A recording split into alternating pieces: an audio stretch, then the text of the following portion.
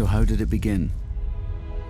In the medicated world of the 1990s, pain was king, and pharmaceutical companies were soon pushing powerful opioids for profit rather than genuine need.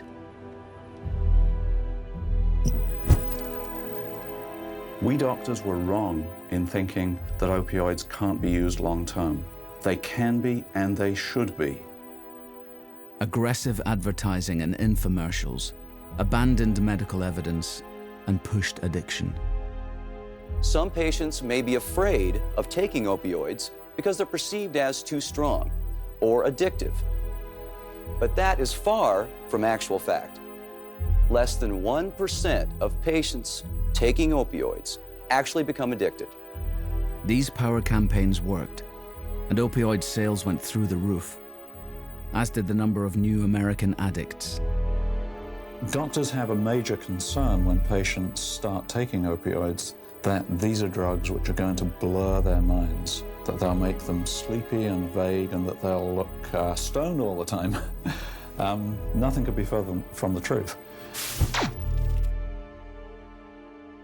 The results speak for themselves. In 1998, there were fewer than 6,000 opioid deaths in America. By 2017, there were more than 72,000.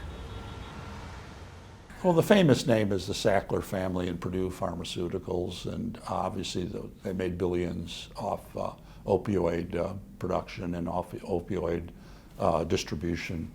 There are many other families, many other companies like that that also benefited. There are all kinds of middlemen that benefited. Yeah, I think that's well known that this perfect storm that caused this epidemic was largely started by Purdue Pharma with the cooperation of the doctors that they paid to market their products. And of course, you know, the Sacklers are great contributors to the Ivy League schools and the arts and some of the arts the community here in Manhattan that we're sitting in, right? So they did what every pirate has done. They used some of their profits to legitimize their family name. We'd say to Congress, and we are saying to Congress, tax them.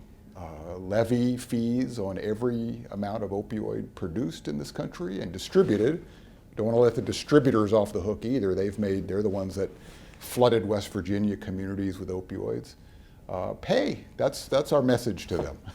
Pay for the cleanup.